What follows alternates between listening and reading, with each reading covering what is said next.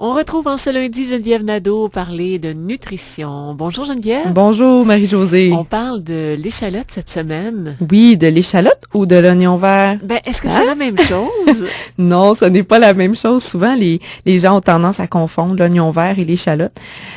L'échalote, là, c'est réellement c'est un bulbe, hein, donc c'est un petit bulbe brunâtre, tandis que ça ressemble plus à de l'ail, hein, finalement. OK. Et voyons, je suis en train de me mélanger moi-même. Et l'oignon vert, c'est ce qu'on a tendance à appeler l'échalote. Donc, c'est ce fameux légume qui est allongé Avec la un tige verte. avec Ouais. la tige verte, effectivement.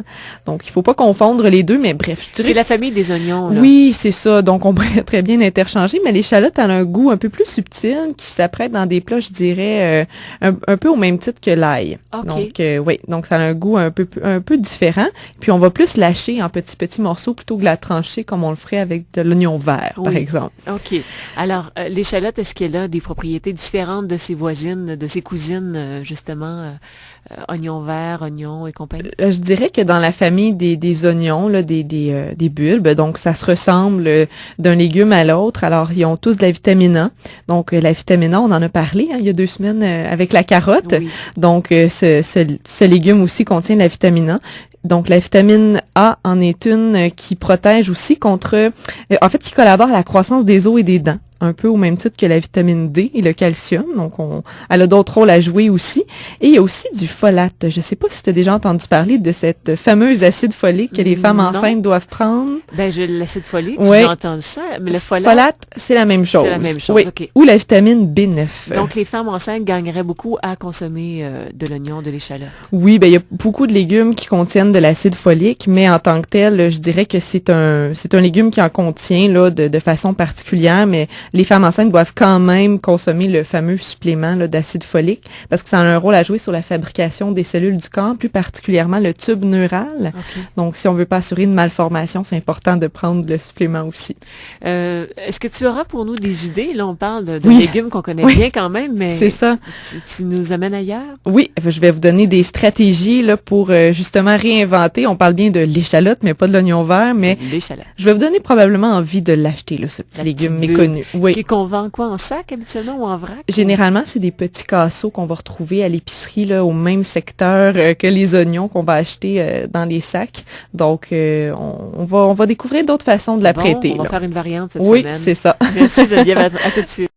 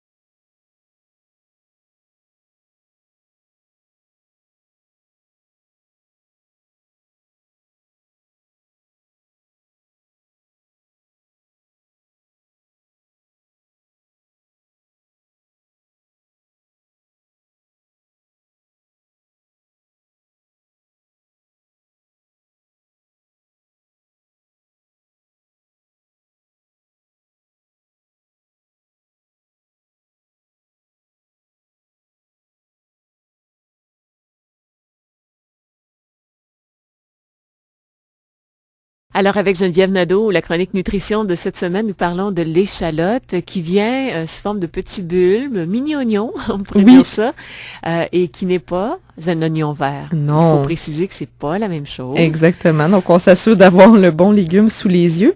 Et comme on le ferait pour de l'ail, par exemple, on choisit un bulbe qui va être exempt de germes. Donc, on verra pas de tiges vertes ressortir de notre échalote. Et c'est mieux de le conserver dans un endroit sec à température de la pièce. Donc, on évite, par exemple, de la mettre au frigo. Est-ce que c'est plus humide et froid, évidemment. OK. C'est bon. Alors, à partir de là, oui. On peut préparer des recettes. Oui. On pourrait faire quoi avec ça? Ben, moi, je dirais là beaucoup des sauces. Donc, ça, c'est vraiment un légume qui va rehausser le goût de nos sauces, que ce soit une sauce, par exemple, qui va être composée de d'autres fines herbes. Je pense à l'estragon et peut-être même un petit peu de beurre. On va se permettre d'ajouter un peu de goût. Donc, ça nous ferait, par exemple, une sauce béarnaise. Je sais pas si tu as déjà essayé ça, oui. Avec du vinaigre, des jaunes d'œufs. Non, un peu plus riche, mais quoique de temps en temps, ça donne de la saveur.